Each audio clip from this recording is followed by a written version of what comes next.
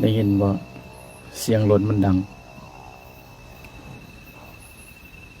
ได้ยินบ่ทุกคนเลยเนาะเอ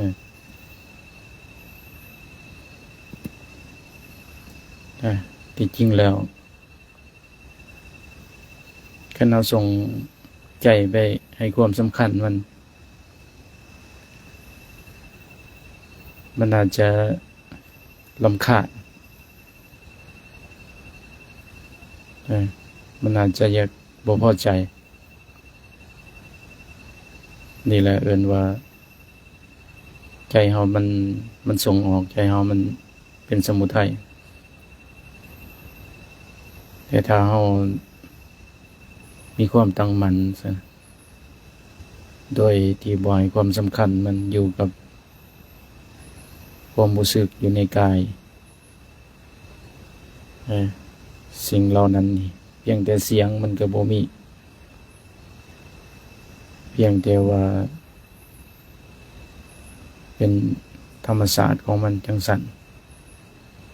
มันก็อยู่เกิดของมันจังสั่นนะ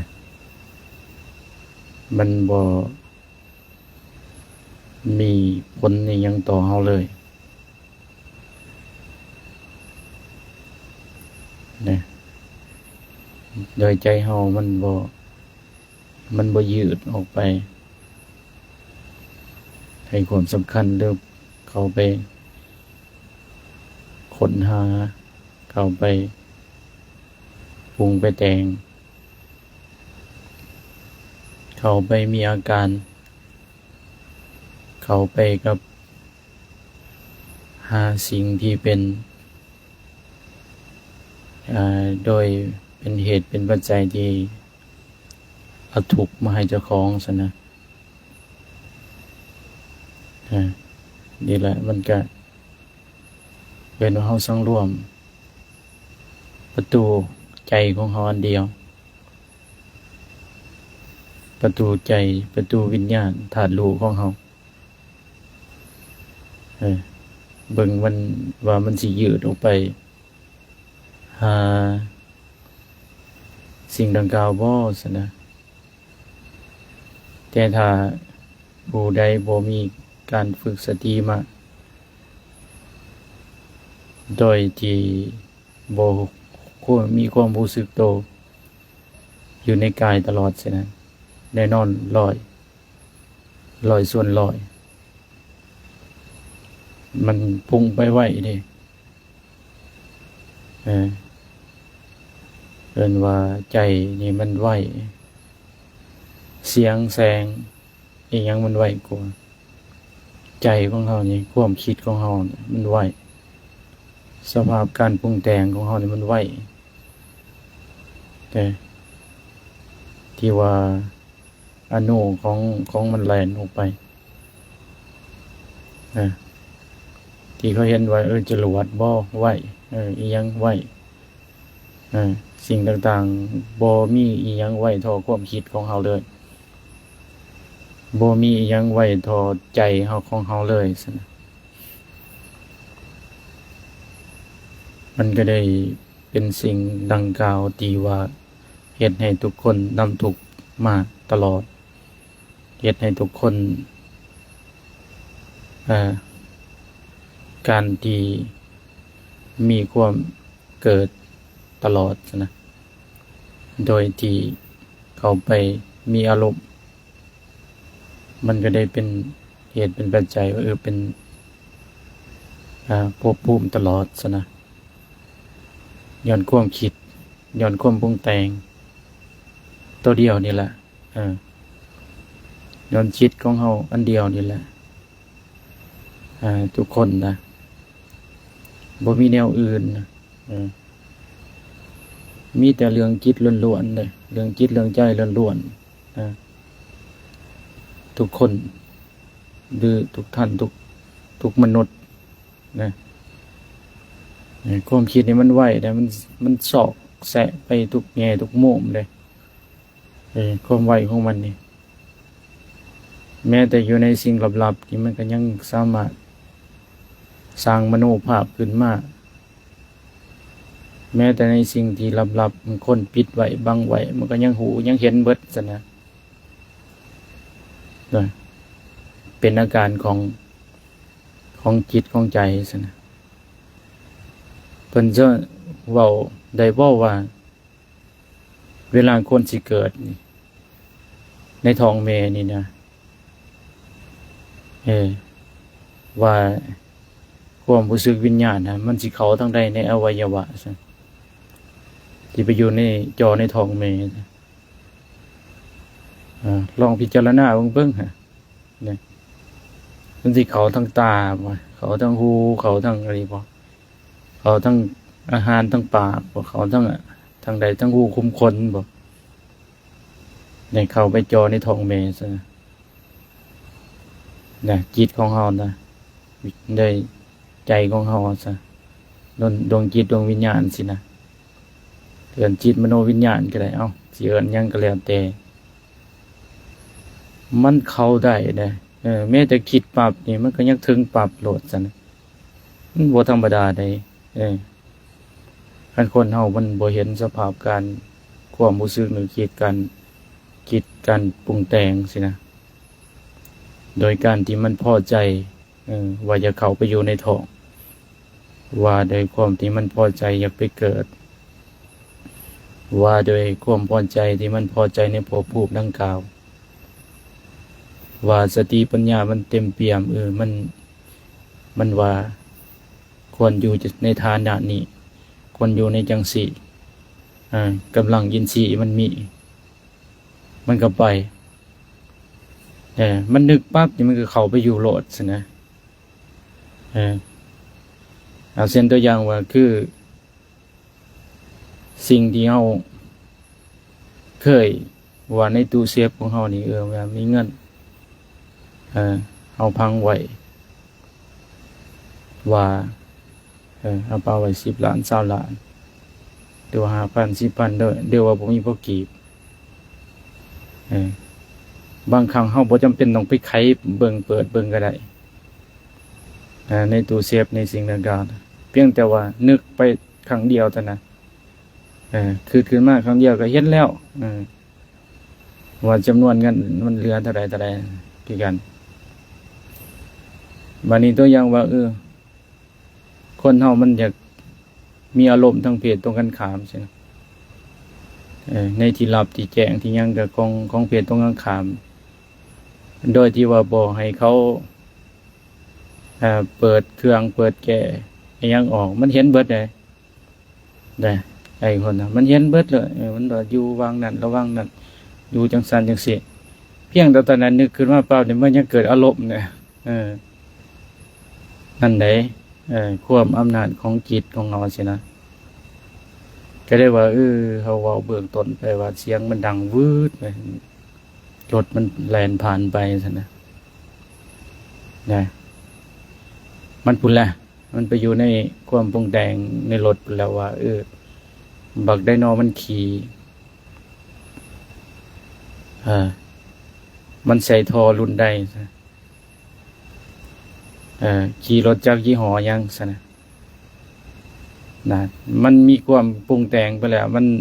คือความสงสัยนานาประการเกิดมาทันทีทันใดรถนะ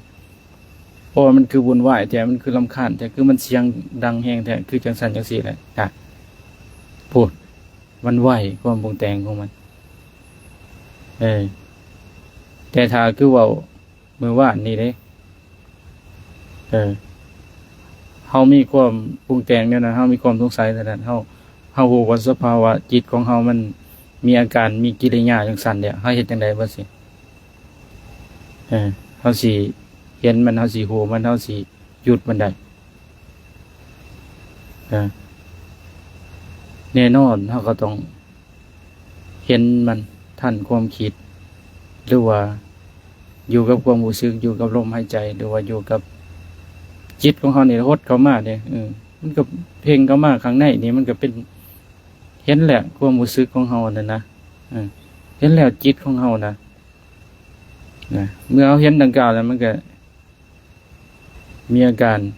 เมื่อเอาจิตเขาน้อมเข้ามาข้างในสิมันก็เป็นนิโรธ ผลของการที่เอาจิตเข้ามาเนี่ยมันก็เป็นมรรคแล้วเป็นมรรคคือหนทางดับเป็นสัมมาสมาธิกันว่าสัมมาสติครบเลยโดยจิตเห็นจิตสัมมาสมาธิก็เห็นซะโดยที่เขาหยุดวิตกวิจารณ์เห็นเบิดเนี่ยเป็นฌานอีกถ้าน้อมเข้ามาสินะมันเห็นเด็ดนะมันก็เป็นมรรคทันทีเลยเป็นศีลอีกเป็นสมาธิอีกเป็นปัญญาอีกโอ้มันรวมอยู่ในนี่แหละมันรวมในสิ่งดังกล่าวนี่แหละศีลสมาธิปัญญาเมื่อมันเป็นดังกล่าวแต่มันครบบริบูรณ์สมบูรณ์แล้วมันเป็นหนทางดับแล้วผลที่เฮาน้อมจิตเข้ามานี่เฮาเห็นมันนี่เห็นอาการกระเพื่อมของกิริยาของจิตนี่ของจิตนี่เห็นมันกระแสออกไปเลยมันเป็นสัมมาทิฏฐิอีกเบื้องต้นเป็นบรรทุกสิ่งทุกอย่างเลยมันว่าเป็นมรรควันนี้เป็นผลของมรรคนี่เกินว่าเป็นนิโรธเฮาเอาน้อมจิตเข้ามาเนี่ยก็เป็นนิโรธคือความดับไปแห่งเกินว่าดับความปรุงแต่งดับกิริยาอาการของจิตที่มันกระเพื่อมดับของใจที่มันอย่างตัณหาที่มันเป็นอนุสัยดองข้างในเองที่มันมีความชินเคยดับบาปอีกดับทุกอย่างด้วยนิโรธตัวนี้ผลของที่เฮาน้อมจิตเข้ามาในนี่นะละถึงบาปละถึงอกุศลละทุกอย่าง เป็นความเพียรอันหนึ่งอีกโอ้ยครบบริบูรณ์สมบูรณ์เลยเอิ้นว่าโพชฌงค์7บริบูรณ์สมบูรณ์ทุกอย่างเพอร์เฟกต์ทุกอย่างดีเบิดซะนะนี่แหละเอิ้นว่าเฮาจิตของเฮามันเป็นสภาวะดับแห่งความทุกข์แต่เบิ่งคือหยากฟังไปนี่เบิ่งคือง่ายเบิ่งคือเบิ่งคือหยากแล้วก็เบิ่งคือง่ายนั่นถ้าว่าพวกเฮาฝึกตลอดพวกเฮาฝึกเรื่อยๆพวกเฮาเป็นว่าเจริญให้มากทำให้มากเพียรให้มากซะนะเฮาสิเห็นมันอาการมันเกิดมันดับอยู่แต่เห็นจิตเป็นสภาวะของใจเฮาคือว่าเบื้องต้นจิตใจเฮานี่มันไว้ฉะนั้นเฮาต้องพัฒสติของเฮาให้มันเป็นให้มันไว้กันให้มันเห็นกันให้มันทันกันโดยการพยายามบ่ส่งออกให้มันเป็นสิ่งดังกล่าวบ่จะเป็นรูปก็ดีเสียงก็ดีกลิ่นก็ดีรสก็ดีผัสสะก็ดีสัมผัสก็ดีรูปเสียงกลิ่นรสโผฏฐัพพะธรรมลมต่างๆก็ดีเกินว่ากรรมคุณ5นี่แหละอัญญตนะภายนอกอัญญตนะภายในสิมันเป็นประตูหูกับเสียงสิมันก็มีของมันแต่ว่ามันสิ้นส่วนมันมีของมันแต่ละอันซื่อหูก็อยู่ส่วนหูเสียงก็อยู่ส่วนเสียงแต่ถ้าเฮาบ่ได้ประพฤติปฏิบัติสินะแต่ถ้าเฮาบ่ได้สังเกตเบิ่งเอิ้นว่าสิกติจ่อเบิ่งซ่อมเบิ่งซะนะเฮาบ่ได้สังเกตเบิ่งว่าบ่มีสิกติเบิ่งเบิ่งจ่อเบิ่งจ้องเบิ่งว่ามันก็เป็นอันเดียวกันนั่นแหละว่าหูกับเสียงสิแต่วิญญาณในหูสินะกับเสียงอยู่ข้างนอกสิ ที่จริงแล้วมันเป็นคนละอันมันเป็นคนละสินคนละอันบัดนี้เฮาก็ว่ามันเป็นอันเดียวกันเมื่อมันเป็นอันเดียวกันนะเฮาก็ไปให้ความสำคัญของเสียงดังกล่าวเสียงมันก็บ่มีตัวอย่างว่าซั่นนะเสียงมันออกมาจะใส่คือเสียงครูบาเว้าซั่นมันมีอยู่บ่เสียงมันบ่ได้มีได้เสียงนี่มันบ่ได้มีเสียงแล้วก็บ่ได้มีถึงครูบาแล้วก็บ่ได้มีไผซื่อๆนะมันมีอิหยังแหละมันมีเพียงแต่ว่าสภาวะธาตุรู้เป็นอาการของกิริยาของจิตซื่อๆที่มันปรุงแต่งออกมามันก็ว่าออกมาเป็นเสียงมันก็ได้จัดเป็นสมมุติขึ้นมาเป็นกรรมคุณหาขึ้นมาสันหูเสียงกิริยาโผฏฐัพพะธรรมารมณ์มันออกมาจากอาการของจิตทั้งนั้นเลยสิ่งดังกล่าวนะที่จริงแล้วมันบ่ได้มีมันมีอย่างนั้นมันมีแต่มันเกิดแต่เหตุตามปัจจัยซื่อๆซะนักปฏิบัติธรรมทุกคนสังเกตเบิ่งดีๆเบิ่งแต่เฮาคิดว่ามันมีแต่เฮาคิดว่ามันเป็นตัวตนแต่เฮาคิดว่ามันเป็นเท่ากอเท่าขอเท่าสีเท่ามีเท่านั้นเท่านี้อยู่โดยลิ้นโดยเห็นสิ่งดังกล่าวนั้นว่ามันเป็นตัวตนแล้วมันเป็นสลากแก่นสารที่จริงแล้วมันเป็นเพียงแค่นครชีวิตซื่อๆออกมาลิ้นเบิดแล้วมันก็ดับไปที่จริงแล้วมันสิ่งดังกล่าวนั้นมันก็เป็นเพียงแค่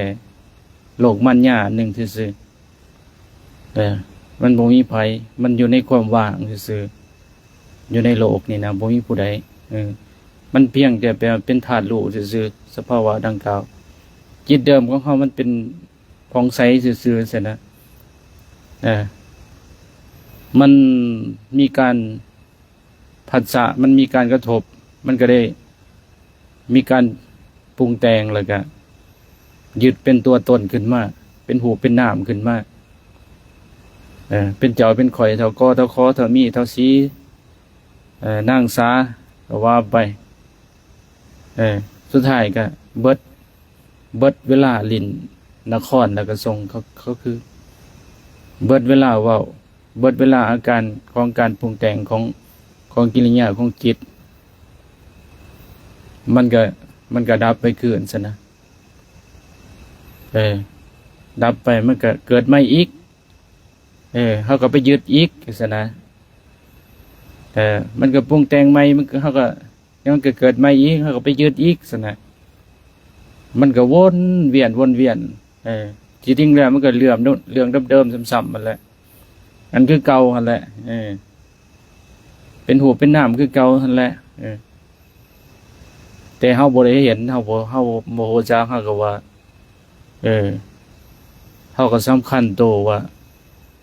ข่อยได้เกิดเป็นผู้นั้นข่อยได้เกิดเป็นผู้นี้ข่อยได้เกิดเป็นเศรษฐีข่อยได้เกิดเป็นพระเจ้าแผ่นดินข่อยได้เกิดเป็นราชนีข่อยได้เกิดเป็นญาจกคนทานข่อยได้เกิดเป็นทุกสิ่งทุกอย่างที่จริงแล้วมันก็เรื่องเดิมๆมันแหละอาการของกิริยาของจิตที่มันปรุงแต่งมันยืดมันจินมันเป็นหูเป็นน้ำขึ้นมามันก็มุนว่ามุนธรรมจักรมุนธรรมจักรวันนี้เฮามาตัดสภาพของการที่มุนของธรรมจักรเนี่ยโดยเฮามาศึกษาโดยเหตุต้นของมันเกิดมาจากสายมันจึงมีเท่ากอเท่าคอเท่าสีเท่ามีเท่านั้นเท่านี้มันจะเกิดเป็นสมุดขึ้นมานี่เป็นโลกขึ้นมาเป็นมีเจ้ามีข่อยขึ้นมานี่เฮามาศึกษามาหาเหตุของมันมาศึกษามาหาเหตุมาศึกษาเบิ่งว่ามันเหตุมันอยู่ไสเอาพิจารณาเบิ่ง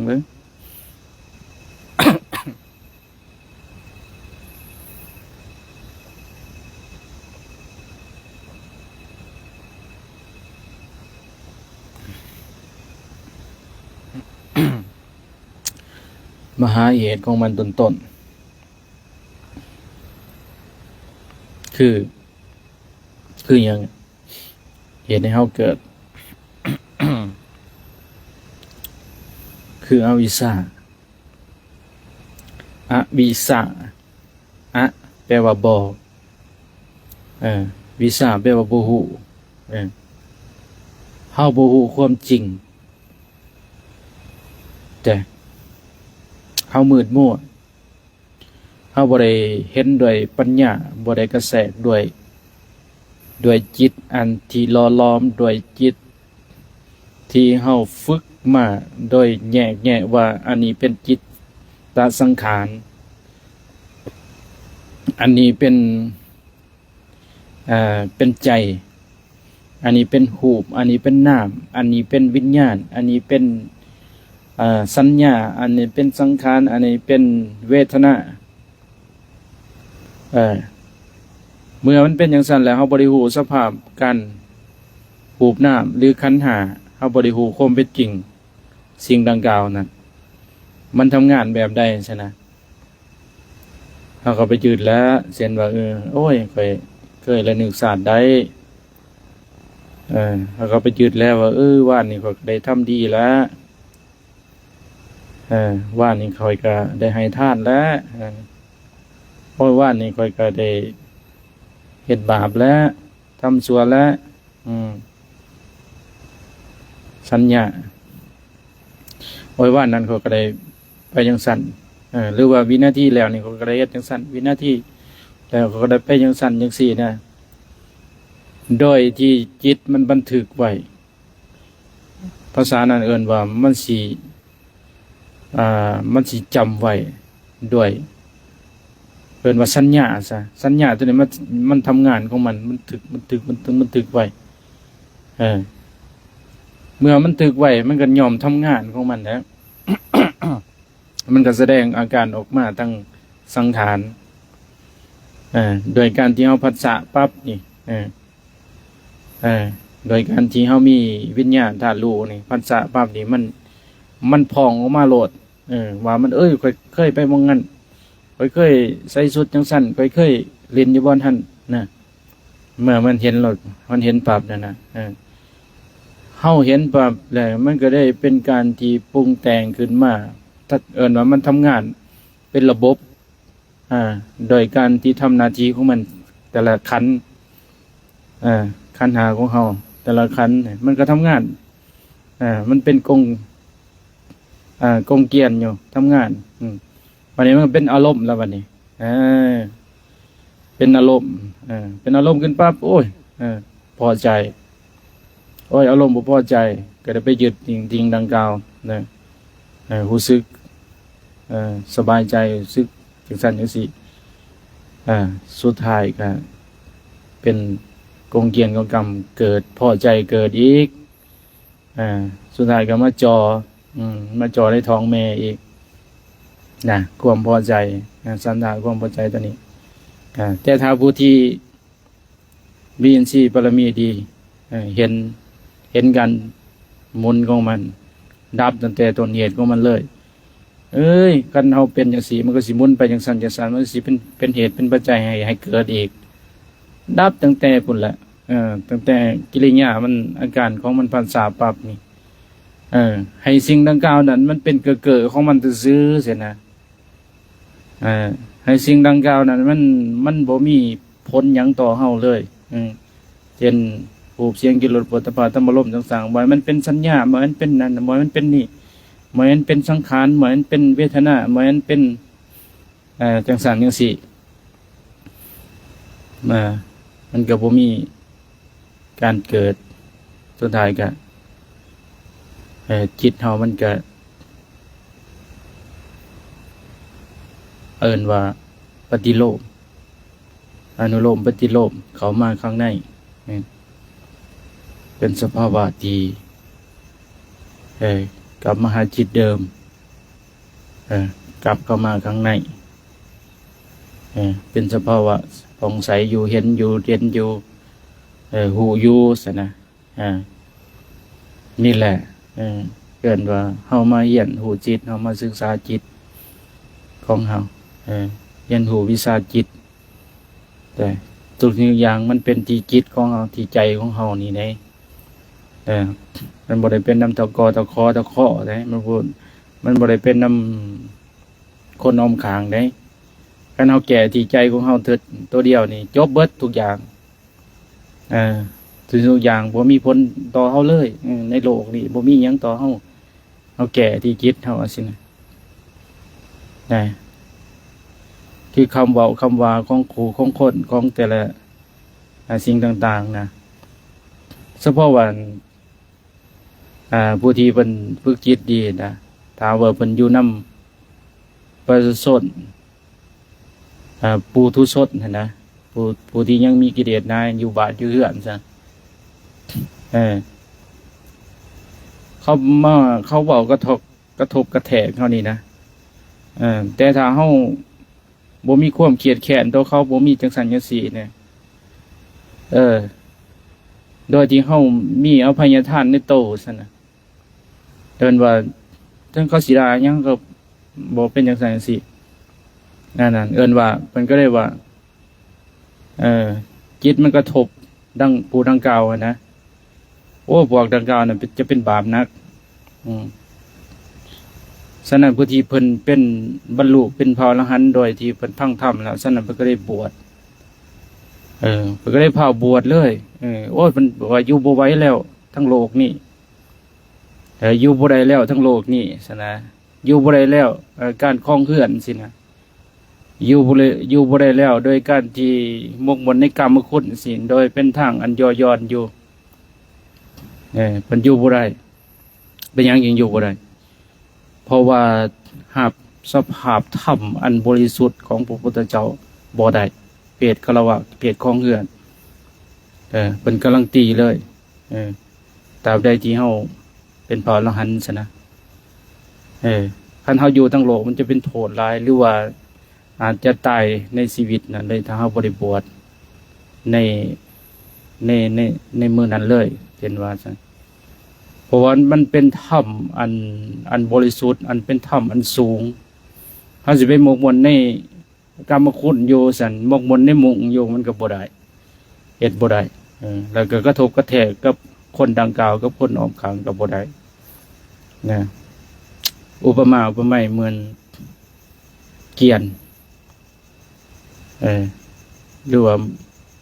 เกวียนที่เฮาบรรทุกของหนักจังซี่นะถ้าเฮาถูกบรรทุกของหนักๆหลายเกวียนมันก็สามารถเปเพหรือว่ายานพาหนะเฮาบรรทุกของหนักๆมันก็สามารถเปเพอันนี้ถ้ำของพระอริยเจ้าถ้ำอันสูงสุดมันเป็นของหนักซะนะผู้ทุชนผู้ที่มีกิเลสหลายผู้ที่หมกมุ่นอยู่ในยาวในเอื้อนซั่นน่ะบ่สามารถที่จะรับสภาพ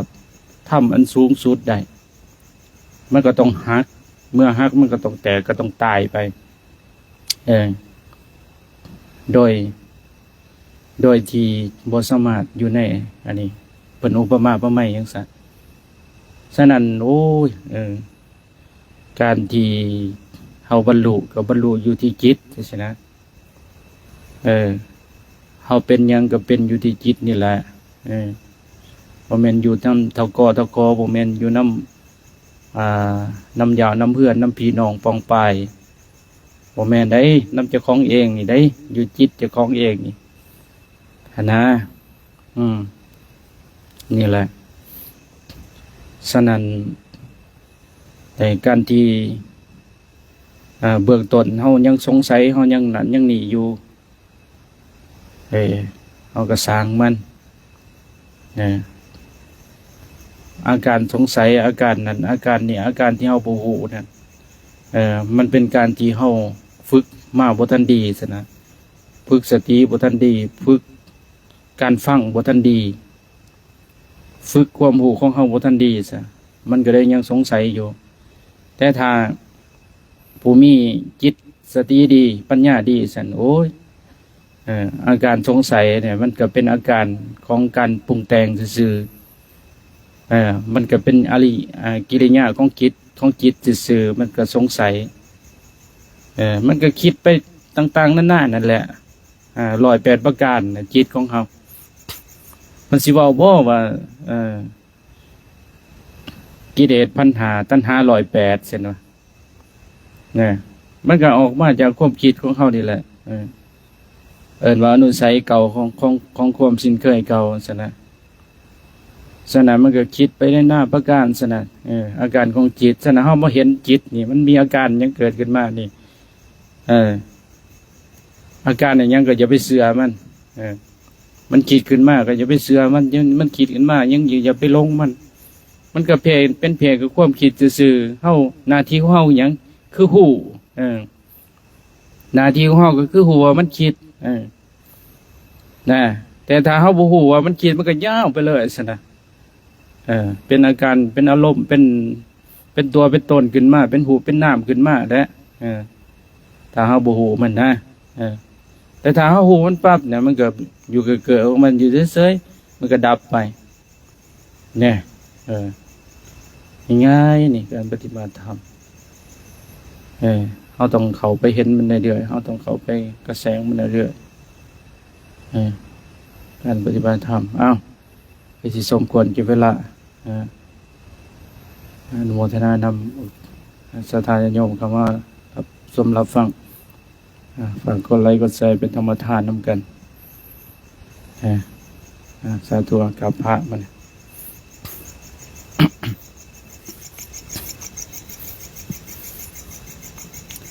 อะระหังสัมมาสัมพุทโธภะคะวะพุทธังภะคะวันตังอะภิวาเทมิสวากาโตภะคะวะตาธัมโมธัมมังนัมมัสสามิสุปฏิปันโนภะคะวะโตสาวกสังโฆสังฆังนามามิ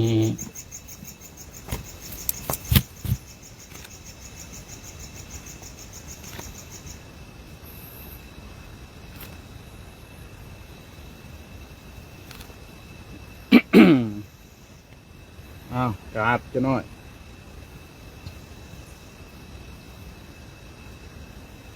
ไปพักผ่อนมันซุ้มไผ่เด้อไปเหมาะ